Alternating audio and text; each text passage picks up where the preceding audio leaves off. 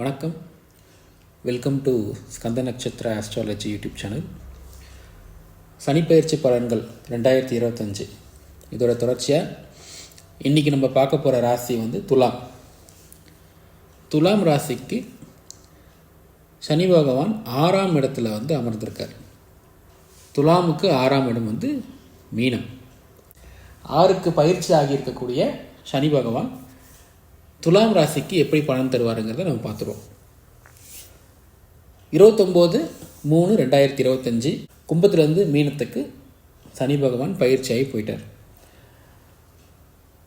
துலாம் ராசிக்கு 6ஆம் இடம்.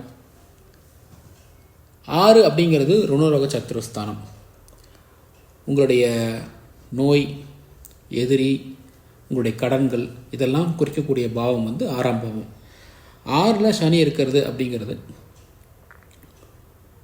ஒரு சில வகையில் நன்மைகள் தான், கலப்பு பலன்கள் தான். இது தீய பலன்களும் நல்ல பலன்களும் கலந்து தான் இருக்கும். சனி பகவான் 6ஆம் இடத்துல இருக்கக்கூடியது. 6ல் இருக்கக்கூடிய சனி நமக்கு என்ன தருவார் அப்படின்னா, ஹெல்த் அப்படிங்கிற விஷயத்தில் கொஞ்சம் கவனமாக இருக்கணும். ஏன்னா அது ருணரோக சத்துருஸ்தானம், உங்கள் நோயை குறிக்கூடிய ஸ்தானம் அப்படிங்கிறதால பொதுவாக சனி அங்கே வர்றது தேவையில்லாத சில தோன்றி மறையும் நோய்கள், அதாவது நம்ம அனுபவிச்சுட்டு அது சரியாக போயிடும். அதாவது ஒரு தொடர்ந்து அனுபவிக்கக்கூடிய நோயாக இல்லாமல் ஒரு சீசனல் இன்ஃபெக்ஷன்ஸ், குறுகிய காலத்தில் நீங்கள் அனுபவிக்கக்கூடிய நோய்கள், இந்த மாதிரிலாம் போகிறதுக்கான வாய்ப்புகள் இருக்குது. தேவையில்லாத புது புது எதிரிகள் முளைக்காமல் நீங்கள் இந்த காலகட்டத்தில் பார்த்துக்கணும். ஏன்னா ஆஃபீஸு, பிஸ்னஸ்ஸு, இந்த மாதிரி சில எல்லா இடங்கள்லையுமே நமக்கு எதிரிகள் இருப்பாங்க. இதில் என்ன ஒரு நல்லதுன்னா, உங்களுடைய ஆல்ரெடி உங்களுக்கு இருக்கக்கூடிய எதிரிகள் அவங்க கண்ட்ரோலில் இருப்பாங்க. எதிரிகள் நமக்கு அழிஞ்சிருவாங்கனாலும் தேவையில்லாத புது எதிரிகள் முளைக்காமல் இருக்கிறது நல்லது.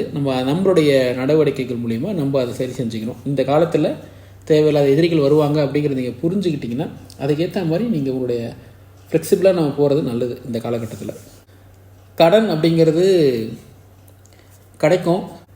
பெரும்பாலான கடன்கள் நீங்கள் தேவையில்லாத காரியத்துக்கு வாங்கி நீங்கள் செலவு பண்ணுற மாதிரியான கடன்கள் வரத்துக்கு வாய்ப்பு அதிகமாக உண்டு. எதனா ஒரு டெக்கரேஷன் பண்ணுறேன், எதனா ஒரு இன்டீரியர் பண்ணுறேன்னு சொல்லிட்டு அது நம்ம நினச்ச மாதிரியும் அது வராது. செலவு பண்ணியிருக்கிற காசு வேஸ்ட்டு. அதுக்கு கடன் அவனே இஎம்ஐயும் போட்டு கொடுத்துருவான். ஸோ இந்த மாதிரி தேவையே இல்லாத கடன்கள்லாம் வரத்துக்கான வாய்ப்பு இந்த காலகட்டத்தில் அதிகமாக உண்டு. இந்த சூதாடுறது, ஷேர் மார்க்கெட்டு, இந்த மாதிரி காசை எடுத்து போடுறதும் நீங்கள் தவிர்க்கிறது நல்லது. வாகனங்கள் மூலயமாவும் உங்களுக்கு தேவையில்லாத செலவுகள் வரும். அது நீங்களே, நான் எப்போவுமே சொல்கிற மாதிரி, நீங்களே அதை முன்கூட்டியே அந்த செலவை பீரியாடிக் சர்வீஸ் பண்ணி அதை கரெக்டாக வச்சுட்டிங்கன்னா உங்களுக்கு பெரிய செலவாக இல்லாமல் தவிர்க்கலாம். ஸோ குறிப்பாக 6ஆம் பாவத்தில் சனி வந்திருக்கிறதுங்கிறது பார்த்திங்கன்னா, உங்களுடைய கடன்கள், உங்களுடைய எதிரிகள்லாம் ஒரு கண்ட்ரோலில் இருந்தாலும் புது கடன்கள், புதிய எதிரிகள்லாம் முளைக்கிறதுக்கான நேரம் இது. அதனால் நீங்கள் அதை புரிஞ்சு நடந்துக்கும் போது இதிலேருந்து நீங்கள் ஈஸியாக மீண்டு வர்றதுக்கான வாய்ப்பு நிறைய உண்டு. துலா ராசிக்கு பார்த்திங்கன்னா, இது 4க்கும் 5க்கும் உடையவர் தான் சனி பகவான். ஸோ இந்த 2 பாவகத்துக்கான அதிபதி 6ல் போய் மறையும் பொழுது இந்த 2 பாவகத்துக்கு உண்டான பலன்களும் நமக்கு அடிவாங்க தான் செய்யும். அதாவது 5ஆம் அதிபதி 6ஆம் வீட்டில் போய் அமர்ந்திருக்கார் இல்லையா, இது எப்படியான பலன்களை கொடுக்குன்னா, குழந்தைங்களுடைய ஆரோக்கியத்தில் கவனம் காமிங்க.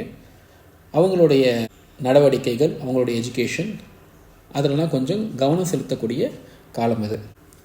தேவையில்லாத பக்கத்து வீட்டில் போயிட்டு எதனா பிரச்சனை, சண்டை வரும். குழந்தைங்களால நிறைய பிரச்சனைகள்லாம் வரும், உங்களுக்கே தெரியும் இல்லையா. இது மூலியமாக நமக்கு அக்கம் பக்கத்தில் பகையாளிகளாக ஆகிறதுக்கான சூழ்நிலையும் இந்த காலகட்டத்தில் உருவாகும். ஸோ அதனால் குழந்தைங்கள பத்திரமா கண்காணிச்சுக்கோங்க. பொதுவான தெய்வ வழிபாடு, அதாவது ஒரு முறையான ஒரு 5 மணிக்கோ 6 மணிக்கோ எழுந்திரிச்சு ஒரு கோயிலுக்கு போகிறது, ஒரு மெடிடேஷன் பண்ணுறது, இந்த மாதிரி எதனா ஒரு டிவைன் ஆர் ஸ்பிரிச்சுவல், இல்லைனா உங்களுக்கு எப்படி நம்பிக்கை இருக்கோ இந்த மாதிரி ஒரு முறையான வாழ்க்கை முறையை நீங்கள் அடாப்ட் பண்ணி பின்பற்றக்கூடிய காலகட்டம் இது. அப்படி பண்ணிங்கன்னா இந்த மாதிரி சில வரக்கூடிய சிறு சிறு உபாதைகள்லேருந்து நம்ம பாதுகாப்பாக இருக்கலாம். அடுத்தது 4ஆம் அதிபதி, இவர் 5-4-5க்கு அதிபதி இல்லையா. ஸோ 4ஆம் அதிபதி 6ல் போனதுக்கான பலன்கள் எப்படி இருக்குன்னா, 4 நாளே அம்மா. அம்மாவுடைய ஹெல்த்து, அம்மாவுடைய உடல்நிலையில் கவனம் செலுத்துங்க. நான் எப்போவுமே சொல்கிற மாதிரி, எப்போ 4ஆம் பாவம் எப்போல்லாம் எந்தெந்த ராசிக்கெலாம் அடி வாங்குதோ கெட்டு போதோ, அம்மாவுடைய உடல்நிலையை அவங்கள வந்து ஒரு ஹாஸ்பிட்டலில் போயிட்டு ஒரு ஃபுல் செக்கப் எடுத்து, மெடிக்கல் செக்கப் எடுத்து, அவங்களுக்கு எந்த விதமான உடல் உபாதைகளும் இல்லை அப்படிங்கிறத நீங்கள் வந்து உறுதிப்படுத்திக்கோங்க. அது நல்லது. இந்த சமயத்தில் தேவையில்லாத மனஸ்தாபங்களும் வந்து மறையும். அம்மாவுக்கும் நமக்கும் இடையே இருக்கக்கூடிய அந்த ரிலேஷன்ஷிப்பில் பிரச்சனைகள் வரலாம். ஸோ அவங்க மூலயமா அவங்களுடைய, அதாவது சொந்தக்காரங்களே அம்மா வழி உறவினர்கள் இருப்பாங்க இல்லையா, அவங்க மூலியமாகவும் சில மனச்சங்கடங்கள் இந்த நேரத்தில் வந்து போகிறதுக்கான வாய்ப்பு உண்டு. கடன் வாங்குற மாதிரியான சூழ்நிலாம் இப்போ ஏற்படும். மாமா கிட்ட போய் கடன் வாங்கிக்கலாம், இல்லை சித்திக்கிட்ட போய் கடன் வாங்கிக்கலாம், இல்லை சித்தா பசங்கிட்ட போய் கடன் வாங்கிக்கலாம். இந்த மாதிரி நிர்பந்தத்தை ஏற்படும். அவங்க அது மூலயமா மனச்சங்கடங்கள் வரதுக்கான வாய்ப்பு இருக்குது. முடிஞ்ச வகையில் அந்த மாதிரியான சூழ்நிலையை நீங்கள் வந்து தவிர்த்துறது நல்லது. எஜுகேஷன் லோன், அதாவது கடன் வாங்கி நம்ம மேற்படிப்பு படிக்கக்கூடிய சூழ்நிலையாக அது இருக்குது. எஜுகேஷன் லோன்லாம் இப்போ யாருன்னா ட்ரை பண்ணிட்டு இருந்தீங்கன்னா அது கிடைக்கும். அது ஏற்கனவே நான் நிறைய தடவை சொன்ன மாதிரி முறைப்படுத்திய வங்கிகள், அதாவது ஒரு லெஜிட்டிமேட் ஃபினான்ஷியல் இன்ஸ்டியூட். ஏன்னா இப்போ எஜுகேஷன் லோன் அப்படிங்கிறது பார்த்திங்கன்னா முதல்லாம் வந்து ஒரு நேஷ்னலைஸ்டு பேங்க்லலாம் கொடுப்பாங்க. ஏன்னா அங்கேயுமே வந்து நமக்கு அது திருப்பி கட்டுறதுல ஏகப்பட்ட பஞ்சாயத்து இருக்குது.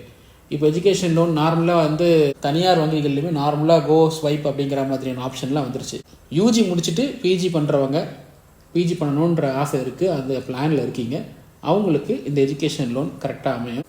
நம்மளுடைய வாழ்க்கை துணையோடைய பிஸ்னஸ் எதனா இருந்ததுன்னா அதை வந்து நீங்கள் இப்போ சப்போர்ட் பண்ணக்கூடிய காலகட்டம் இது. இப்போ கணவனாக இருந்தால் மனைவியோ, இல்லை மனைவியாக இருந்தால் கணவரோ எதனா ஒரு தொழில் பண்ணிகிட்ருக்காங்க. இப்போ நீங்கள் உங்கள் ஒய்ஃபே வந்து வீட்டில் ஒரு சின்னதாக ஒரு கேக் ஷாப் மாதிரியோ, இல்லை ஒரு பேக்கிங் ஷாப் மாதிரியோ வச்சு அதை ஒரு ஸ்மால் கம்யூனிட்டிக்குள்ளே மட்டும் இந்த மாதிரிலாம் பிஸ்னஸ்லாம் பண்ணுவாங்க சின்னதாக. ஸோ கணவனாக இருந்தால் மனைவி அந்த மாதிரி பண்ணக்கூடிய இந்த சிறு தொழிலுக்கு வந்து நீங்கள் வந்து முடிஞ்ச அளவுக்கு உங்களுடைய உதவியை நீங்கள் தரலாம். அது மூலயமாவே உங்களுக்கு ஒரு நல்ல பெனிஃபிட் வரக்கூடிய காலகட்டம் தான் அது. விலை உயர்ந்த பொருட்களை பத்திரமா வச்சுருங்க. இந்த காலகட்டத்தில் நீங்கள் கடன் வாங்கிய விலை உயர்ந்த பொருட்களை வாங்கி அனுபவிக்கக்கூடிய சூழ்நிலைகளும் வரும். இது தேவையா தேவையில்லையா அப்படிங்கிற முடிவை நீங்கள் தான் எடுக்கணும். ஒரு சில பேருக்கு அத்தியாவசியமாக இருக்கும். ஒரு நல்ல குவாலிட்டியான ப்ராடக்ட் நீங்கள் வாங்கணுன்னா கண்டிப்பாக அது காஸ்ட்லியாக தான் இருக்கும், லோன் போய் தான் ஆகணும். உதாரணத்துக்கு ஒரு நல்ல ஃப்ரிட்ஜ் இருக்குது, அது போதுமான வேலையை செஞ்சிட்ருக்கு அப்படின்னும் போது நான் இந்த ஃப்ரிட்ஜை போட்டுட்டு வேறு ஃப்ரிட்ஜை வாங்கி இஎம்ஐ போட்டுக்கிறேன்லாம் போகாதீங்க. அடிப்படையான அதுக்கான ஃபியூச்சர் உங்களுக்கு அவைல் பண்ணிக்க முடியும்னா நீங்கள் அதை அப்படியே யூஸ் பண்ணிக்கிறது நல்லது. ஸோ இது நீங்கள் தனிநபராக இருக்கக்கூடிய நீங்கள் தான் எடுக்கக்கூடிய முடிவு. ஒரு ஜோதிடராகவோ இல்லை ஒரு ஆலோசகராகவோ இந்த மாதிரி சூழ்நிலைகள்லாம் உங்களுக்கு வரும் அப்படிங்கிறத சொல்கிறது மட்டும்தான் எங்களுடைய பொறுப்பு. ஸோ 4ஆம் அதிபதியாகவும் 5ஆம் அதிபதியாகவும் ஒரு 6ஆம் வீட்டில் போய் மறையும் போது இதெல்லாம் வந்து கலப்பு பலன்கள் தான். ஒரு பாசிட்டிவும் இருக்கும், நெகட்டிவும் இருக்கும். சனியுடைய பார்வை பலம் அப்படின்னு நான் ஆல்ரெடி சொல்லியிருக்கேன். சனியோட பார்வை நல்லது எப்பவுமே கெட்டதாக செய்யும் அப்படிங்கிற மாதிரியான நிறைய தடவை நான் சொல்லியிருக்கேன் இல்லையா. இது ஏன் இந்த வாட்டி நல்லதுன்னா, சனி வந்து உங்களுக்கு பார்க்கக்கூடிய இடங்கள் எல்லாமே பார்த்தீங்கன்னா மறைவு ஸ்தானங்களும் அசுபஸ்தானங்களும் தான். சனி பகவானுக்கு இருக்கக்கூடிய பார்வை வந்து பார்த்திங்கன்னா 3, 7, 10. இது வந்து நிறைய வீடியோவில் சொல்லியிருக்கேன், உங்களுக்கு தெரிஞ்சது தான். அப்படி இருக்கும்பொழுது துலாம் ராசிக்கு சனி பகவான் வந்து 7ஆம் பார்வையாக 12ஐயும், 3ஆம் பார்வையாக 8ஐயும், 10ஆம் பார்வையாக 3ஐயும் பார்த்துடுறாரு. இது 3மே, அதாவது 12, 8, 3மே வந்து பார்த்திங்கன்னா மறைவு ஸ்தானங்கள், அசுபஸ்தானங்கள் தான். இதை சனி பகவான் பார்த்துடுறதால இது மூலயமா வரக்கூடிய தீய பலன்கள் உங்களுக்கு வராது, இல்லை முற்றிலும் கண்ட்ரோலில் இருக்கக்கூடிய காலகட்டம். 8ஆம் பாவத்தை ஒரு 3ஆம் பார்வையாக பார்க்குறதால இது வரைக்கும் உங்களுக்கு ஏற்பட்ட அவமானங்கள், பழிச்சொல்லு, உங்கள் மனசாட்சிக்கு ஒத்து போகாத சில காரியங்களை செஞ்சுட்டு இருப்பீங்க, உங்களுக்குள்ளேயே ஒரு கில்ட் ஃபீல் பண்ணிட்டு இருப்பீங்க. இப்போ அதுலேருந்துனா நீங்கள் வெளியே வந்துடுறதுக்கான காலகட்டம் இது. பட் என்னதான் இருந்தாலும் 8ஆம் பாவம் அப்படிங்கிறது ஆயுள் ஸ்தானங்கிறதால வண்டி வாகனங்கள்லேயும் இல்லை ஹெவி மிஷினரிஸ் இல்லை ஏதாவது ஒரு ஆபத்தை விளைவிக்கக்கூடிய இடங்கள் இந்த மாதிரி ரொம்ப கேர்லெஸ்ஸாக இருக்கிறதால தவிர்த்துங்க. 8ங்கிறது கண்டம் அப்படிங்கிறதையும் குறிக்கும் 8ஆம் பாவம். 12ஆம் பாவத்தை அவர் வந்து 7ஆம் பார்வையாக பார்க்குறாரு இல்லையா? இது மூலிமா வரக்கூடிய நன்மைகள் என்ன? உங்களுடைய செலவுகள் கட்டுக்குள்ளே இருக்கும். அடமானம் எதனா வச்சுருந்தீங்கன்னா அதை மீட்கிறதுக்கான ஒரு நல்ல காலகட்டம் இது. கோர்ட்டில் கேஸ் எதனா போயிருந்தால் அது க்ளோஸ் ஆகிடத்துக்கான காலகட்டம். உங்களுக்கு பாசிட்டிவாக தான் க்ளோஸ் ஆகும். ஏன்னா இது சனி 6ல் இருக்கக்கூடிய பலன்கள் மட்டும் வச்சு பார்க்கும்போது 12ஆம் பாவத்தை அவர் பார்க்குறதால இந்த கேஸு க்ளோஸ் ஆகிடும் அப்படின்னு நான் ஒரு பலனை சொல்கிறேன்னா அது நமக்கு பாசிட்டிவாக தான் க்ளோஸ் ஆகும்னு ஏன் ரொம்ப கான்ஃபிடென்ட்டாக சொல்கிறேன்னா, உங்களுக்கு குரு 9ல் இருக்கார். குரு பயிற்சி பலன்களை தனியாக நான் வந்து விளக்கி நான் சொன்னாலும் சனி பயிற்சி பலனில் இது வந்து ஒன் ஆஃப் த பாயிண்ட்டை நம்ம கன்சிடர் பண்ணி தான் ஆகணும். இது எல்லா ராசிக்குமே நான் அந்த மாதிரி டச் பண்ணி தான் சொல்லிகிட்ருக்கேன். 12ஆம் பாவத்தை அவர் பார்க்குறதால இது நாள் வரைக்கும் உங்களுக்கு போயிட்டு இருந்த வழக்குகள், ஏதாவது வேறு சொத்து வழக்குகளோ இல்லை வேறு எதனா எந்த கேஸாக இருந்தாலும் பரவாயில்ல, அது உங்களுக்கு சாதகமாக வெற்றி அடைகிறதுக்கு சான்சஸ் நிறைய இருக்குது இந்த வாட்டி. நெகட்டிவ் அப்படின்னா உங்களுடைய தூக்கத்தை கெடுக்கும். 12ஆம் பாவம் அப்படின்னாலே அது கெட்டாலே முதல்ல தூக்கத்தை கெடுத்துரும். வேறு ஏதாவது ஒரு சில விஷயங்கள் நான் ஆல்ரெடி சொன்ன மாதிரி பிள்ளைகளால் வரக்கூடிய பிரச்சனைகள், அம்மாவோடைய ஹெல்த்துன்னு சொன்ன பார்த்தீங்களா, இந்த மாதிரி தேவையில்லாத சில சிக்கல்களை கொடுத்து உங்கள் நிம்மதியை தூக்கத்தை கெடுக்கும். ஸோ இதை புரிஞ்சுக்கிட்டு நீங்கள் நல்லா தூங்கி ஃப்ரெஷ்ஷாக இருந்தால் மட்டும்தான் அந்த பிரச்சனைகளை எப்படி நீங்கள் அணுகலாம், எப்படி அதை முடிக்கலான்னு கூடிய நல்ல தெளிவான சிந்தனையாக நீங்கள் சிந்திக்க முடியும். வருத்தப்பட்டுக்கிட்டு தூக்கத்தை கெடுத்துக்கிட்டு உடல்நிலையை கெடுக்காமல் நல்லா நிம்மதியாக தூங்குங்க, ஃப்ரெஷ்ஷாக இருங்க. எல்லா பிரச்சனைகளையும் எப்படி ஹேண்டில் பண்ணலாங்கிறதுக்கான பிளானை நீங்கள் போடுங்க. 3ஆம் பாவத்தை பார்க்குறதால என்ன வரும்? 3ஆம் பாவம் அப்படிங்கிறனாலே தம்பி, இளைய சகோதரர்கள், அவங்க மூலயமா தேவையில்லாத பிரச்சனைகள் வரும். அவங்க மூலயமாவோ அவங்களை சார்ந்த நபர்கள், நண்பர்கள், அவங்க செய்கிற தொழில், அவங்க மூலயமா வரக்கூடிய, அவங்க எஜுகேஷன் லோன் வாங்கியிருப்பாங்க, அது நமக்கு வரும். இந்த மாதிரி எதனா தேவையில்லாத பிரச்சனைகள் இளைய சகோதரர்கள் அப்படிங்கிற ஒரு கான்செப்டில் அவங்க மூலயமா நம்மளை வரத்துக்கு வாய்ப்பு அதிகமாக இருக்குது. இளைய சகோதரர்களை நீங்கள் பொறுப்பாக பார்த்துக்கக்கூடிய இடத்துல இருந்தீங்கன்னா அவங்க ஆரோக்கியத்தையும் நீங்கள் பத்திரமாக பார்த்துக்கிறது நல்லது. தேவையில்லாத சில படபடப்புகள், சில ஆங்ஸைட்டின்னு சொல்லுவாங்க இல்லையா, இந்த மாதிரியான தொந்தரவுகள்லாம் நமக்கு அடிக்கடி வந்து போகும். எல்லாத்தையுமே ஈஸியாக எடுத்துக்கிறதுக்கு முயற்சி பண்ணுங்கள். இந்த காலகட்டம் வந்து மிகப்பெரிய ஆபத்துகளையும் கண்டங்களையும் நமக்கு கொடுக்காது. ஆனால் அந்த மாதிரி சில தோற்றங்கள், இந்த மாதிரி ஒரு சுச்சுவேஷனில் நம்ம போயிடுவோமோன்ற ஒரு சின்னதாக ஒரு பதட்டம் நமக்கு வரும். ஆனால் நீங்கள் தைரியமாக இருக்கலாம். அந்த மாதிரி எந்த விதமான பெரிய பிரச்சனைகளுக்குள்ளே நீங்கள் சிக்க மாட்டீங்க. குரு உங்களுக்கு 9ல் ரொம்ப பலமாக இருக்கார்.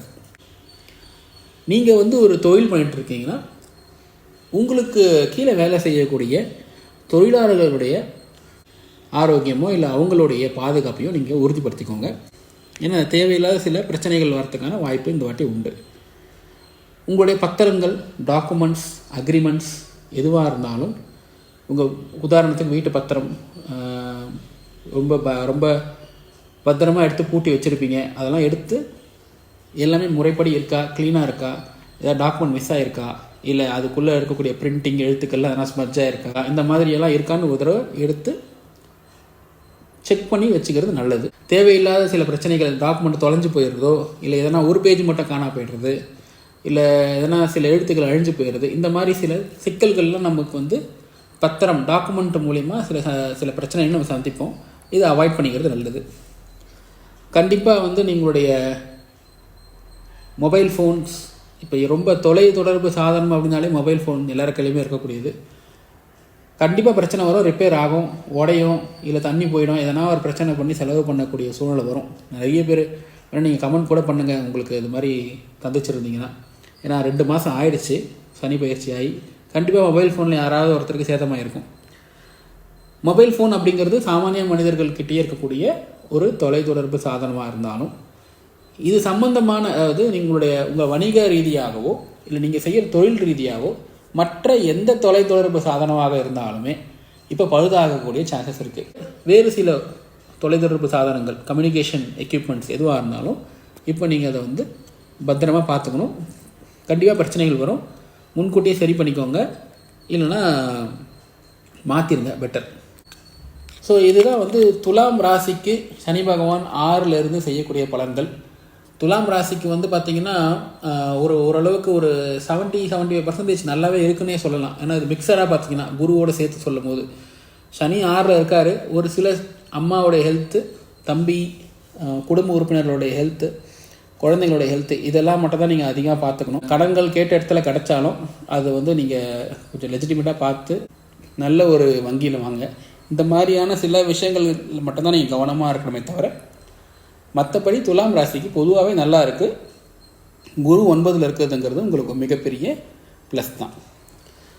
இது பொதுவாக துலாம் ராசிக்காரர்களுக்கு பொருந்தக்கூடிய ஒரு கோச்சார பலன்கள் மட்டும்தான். உங்கள் தனிப்பட்ட ஜனனகால ஜாதகத்தை வந்து நீங்கள் கன்சல்ட் பண்ணணுன்னா என்கிட்ட உங்களுடைய டேட் ஆஃப் பர்த், டைம், உங்கள் பிளேஸ் ஆஃப் பர்த்தை எனக்கு ஸ்க்ரீனில் தெரிகிற வாட்ஸ்அப் நம்பரில் எனக்கு அனுப்புங்க, நம்ம பேசுவோம். நான் பேசுகிறது பிடிச்சிருந்தா இந்த வீடியோவை லைக் பண்ணுங்கள், என் சேனலை சப்ஸ்கிரைப் பண்ணி சப்போர்ட் பண்ணுங்கள், உங்கள் ஃப்ரெண்ட்ஸ் அண்ட் ஃபேமிலிக்கு இந்த வீடியோவை ஷேர் பண்ணுங்கள். தேங்க்யூ.